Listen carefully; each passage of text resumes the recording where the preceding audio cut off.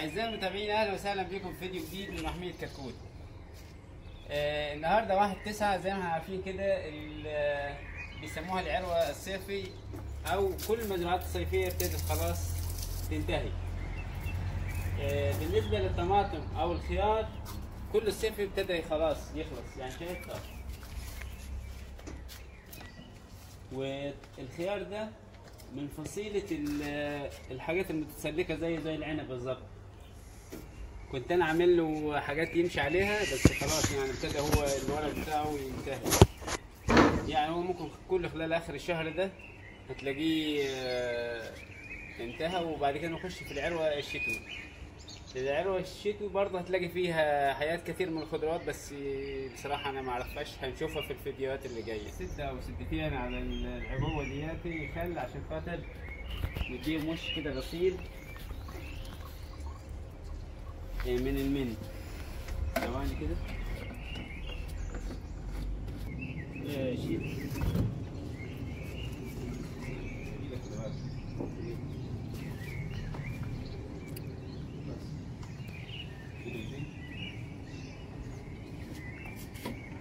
من المحبس الأول هي فيها شطارة شوية.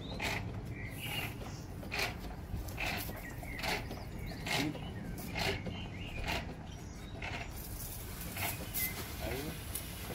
لما هي تجي لي هنا في ايدك، ثواني هي طالما شغالة كده ماشيين فيه كمان. اديها نفس واحد بس كده، زي ما اشتغلت من هنا كده. اوكي.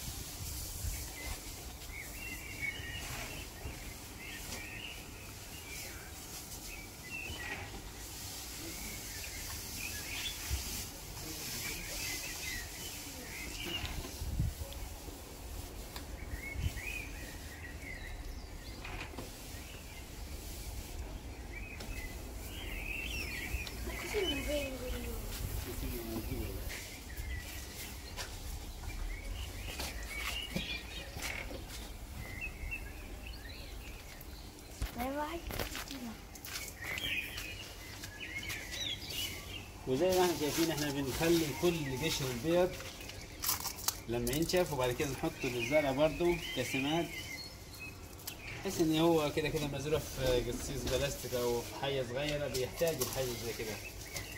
القشر البيض اول ما ينشف على طول بيتهرب بسرعة. او مثلا قشر بطاطس او حاجة زي كده، كل ده بيتعمل ويتحط تاني في للزرع، بيبقى سمات حلو خالص عشان الزرع بتاعك يستمر يعني، ويبقى فيه العناصر بتاعته شغالة.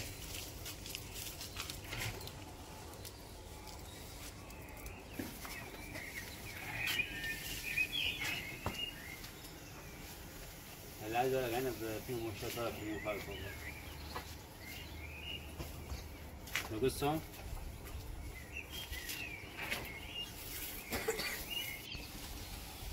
بالنسبة للرش اللي احنا بنرشه للزرع، بيبقى يعني مثلا يعني مش كتير، لان هو حية للمن كده وحية للنمل. ممكن بعد الاحيان بعصر ليمونة جواها وبديلهم وش كده عادي. النهارده انا بدي 2 خل او 3 على الجركن كله، وبغسل الزرع، لان في مدخول الشتاء هذا كده هتلاقي كل الورق واقع، وتلاقي حاجات كتيره، وتلاقي الاثر بتاع المن قاعد في التغطيب بتاعه الزرع زي كده. فلازم تغسلهم. ده خيار متسلق على فكره، ده من فصيله المتسلقين، عامل زي بالظبط العنب او حاجه كده. بس يعني خلاص العروه الصيف كلها ابتدت تخلص. شايفين هنا الباذنجان عروه راجله، ده ابيض، ده باذنجان ابيض. لكن اللي كان بيسبب لي فيه مشاكل، كان كل ما يعجب زهر زي كده او باذنجان، اول ما تنزل عليها النطره ينزل. فمن النوع اللي ما بيحبش، طالما هو مش عطشان ما يحبش النطره خالص، غير الباذنجان الاسود بتاعنا العادي ولا حاجه كده. يختلف.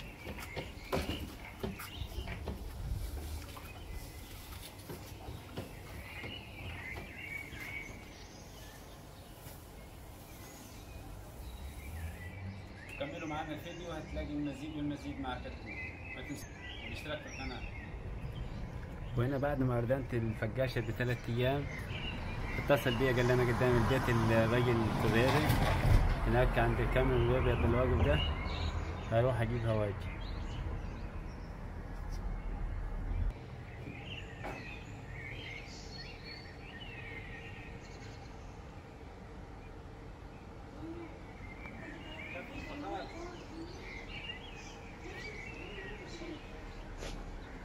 من الصبح عينيا اتقلت على باجي، كل ساعة كده بيقف كامل قدام البيت أقول هو ده.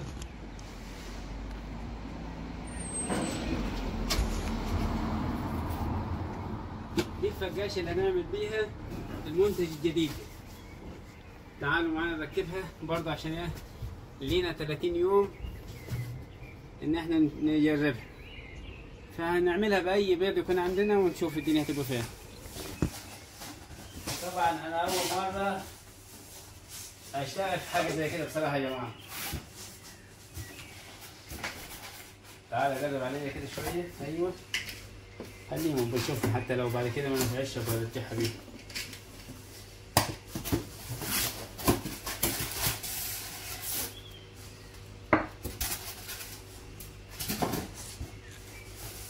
بالنسبة للفقاشة دي احنا ردناها من على امازون.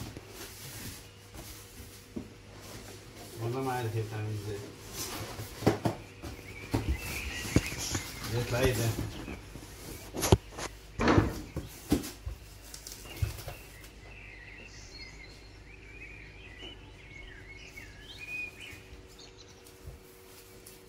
من على امازون، من على امازون.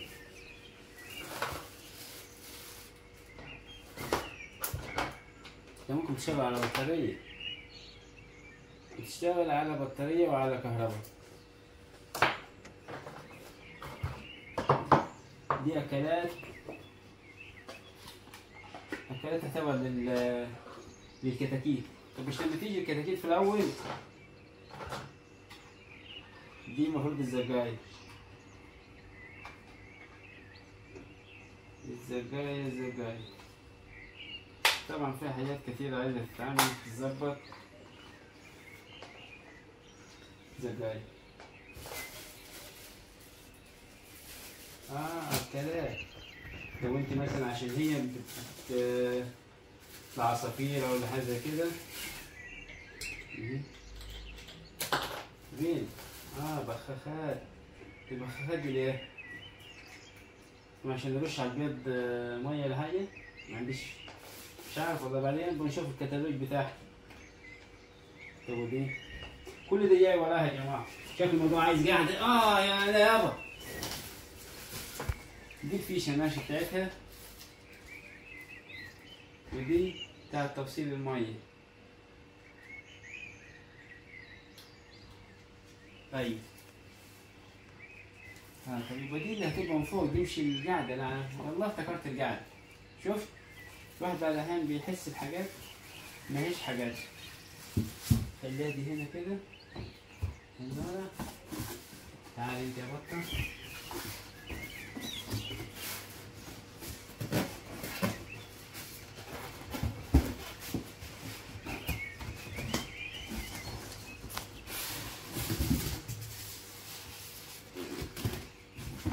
هي بس كده كلمتين وبس.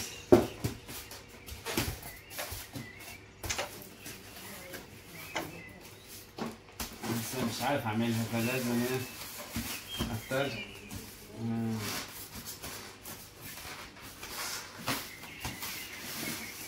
بهذا الاتلاف. اخليها زي ما هي كده وخلاص؟ لا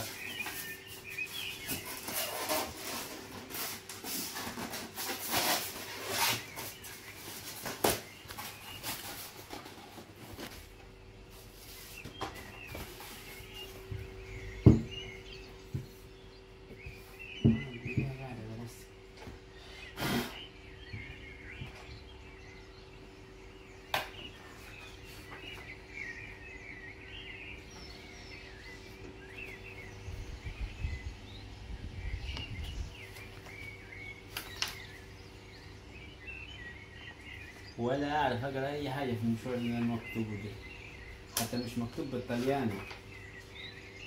بس انا حتى لو ما اعرفش اقرا ولا اكتب هتفرج على الصور واعرف. طب احنا وصلنا لمرحله التفجيش، احنا عايزين نركبها في الاول يا جماعه.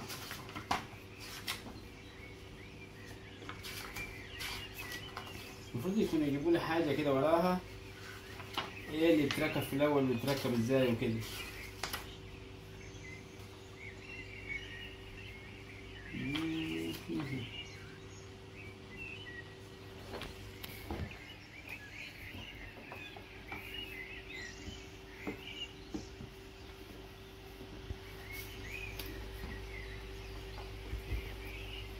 عجادة بالمازورة بالبيضة. بس عايز اعرف دي المازورة بتاعت البكير العادي البوتيل العادي ولا ايه نظامها؟ طب في الاول اكون مية هناك تحت ولا اعمل ايه؟ طب اعمل تجربة كده بالكهرباء.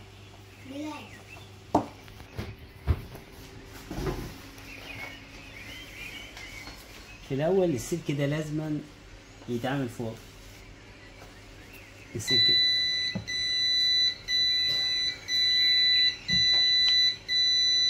خلاص يا عم.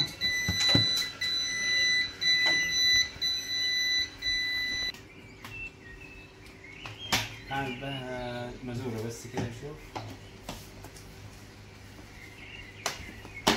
يعني تقيل عليها شوية، يا اما تتحشي الحتة البيضة عشان تنزل بثبت حتى البيضة. ممكن تبقى فيها مية، ممكن تبقى أكتر، يا إما تخش الشفة دي.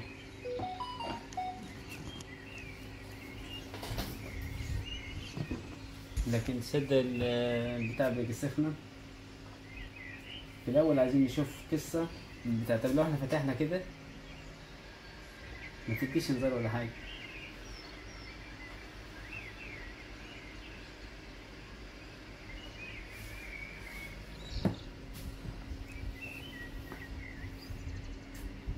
طيب دلوقتي انا ركبت المية هنا تخش جوا لوحديها. دي لو انا مثلا عايز المية تفضل، دي طبة مقفولة دي.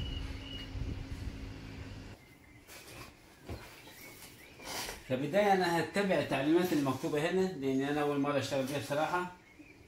فهضطر ان انا اعلم على كل البيض سنيات وكذا عشان اعرف لو هي بتلف ولا لا، او كلهم بيلفوا زي بعض ولا لا. زي كده بحيث ان انا لما احطهم في الفقاشة هحطهم كلهم بالطريقة اللي انتوا شايفينها دي. طبعا انا طفيتها شوية بحيث مع انها سخنت يعني.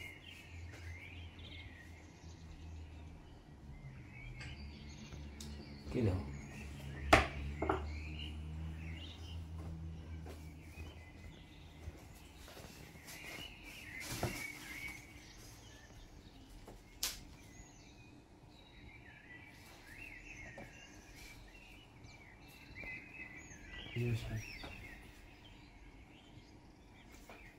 واروح قافل عليها.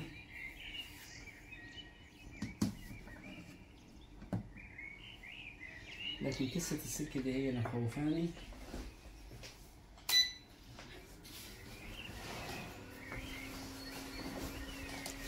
قصة الضغط تعدياتي اللي انا مش فاهم لها. اظبطها واجيلكم. وبكده احنا شغلنا الفقاشة وحطينا فيها البيض التجربة. لان هي ميعاد، يعني لها ميعاد معين ان انت لو ما نفعش معاه خلال 30 يوم ترجعها. ظبطنا الحرارة، ظبطنا التايمر بتاعها وكل حاجة، حطينا لها المية هنا. وهنشوف خلال ال 19 يوم دول او ال 20 يوم دول هيبقوا فيها. احنا عملناها كده يوم 1/9. تابعونا في الفيديوهات الجاية وهتشوفوا ايه الجديد معانا. تحياتنا للجميع، وما تنسوناش بالدعم بتاعكم واللايك والاشتراك في القناة، والى اللقاء.